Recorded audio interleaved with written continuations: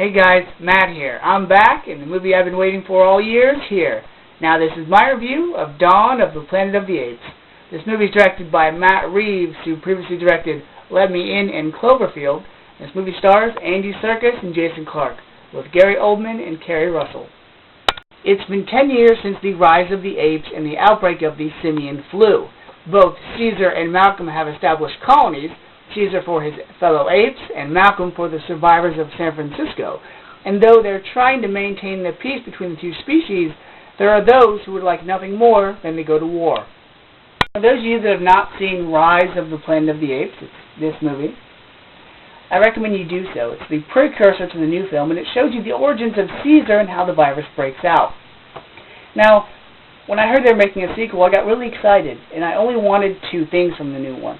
I wanted it to be a lot better than Battle for the Planet of the Apes, which is the last of the original movies, and in my opinion, the worst one, because I thought the plots were going to be very similar. I also wanted to know what the apes would be doing, how they would be acting, what their living situation would be once they've conquered most of the earth. Not only did we find out all of that in this new movie, but this is essentially the Dark Knight of Planet of the Apes movies, and really, really good. With the acting in this movie.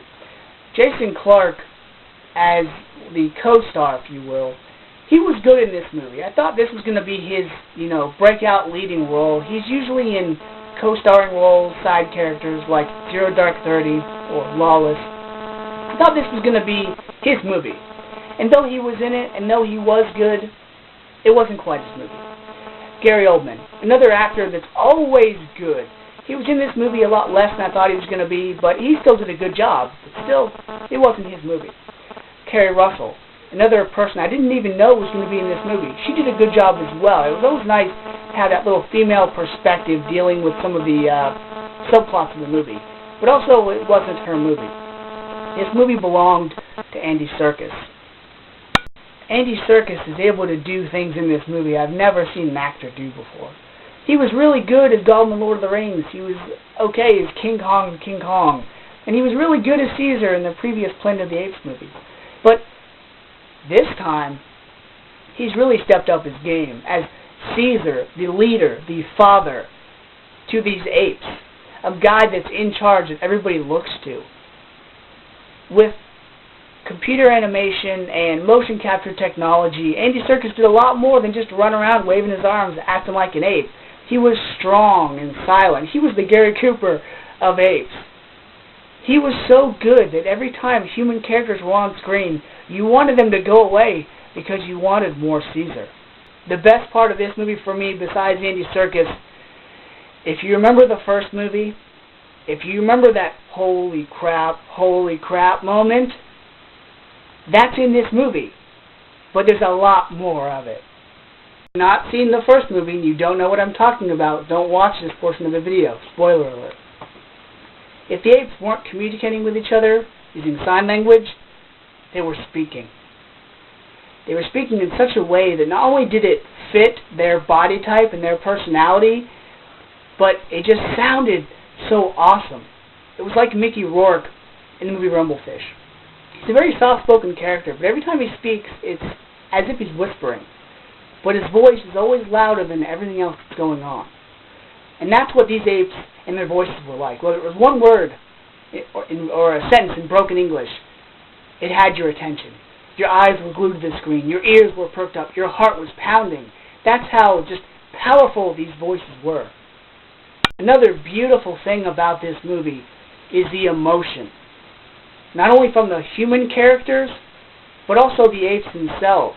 I thought this movie would just bring talking apes. I thought it would just bring war and battles, but it's a lot deeper than that. It's a lot more humanistic than that. Caesar has a family now. Caesar has to lead a group of apes. There's some angry times, there's some sad times, there's some happy times, there's some worrisome times, there's some hopeful times. Every human emotion there is, these apes feel at one time or another in this movie. Not only do they feel it, but it comes across. The audience feels it too. That's how great the motion capture was in this movie. That's how great the music was, the set, the tone. Everything was displayed in this movie. And you could feel it. It doesn't take a brain surgeon to understand what was going on in this movie, let alone in these apes' minds, because if they don't say it, they show it on their face. And because this movie was just emotional and just powerful and just better than the first movie, which is what I always want. I always want a movie to be so emotional that the audience feels it, and when it comes to a sequel, I alwa+ways want the sequel to be better than the first movie.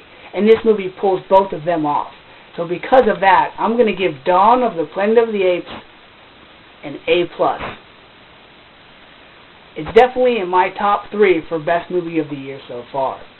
And I can honestly say, not only is it the best movie of this summer, but it's probably my favorite of all the Planet of the Apes movies.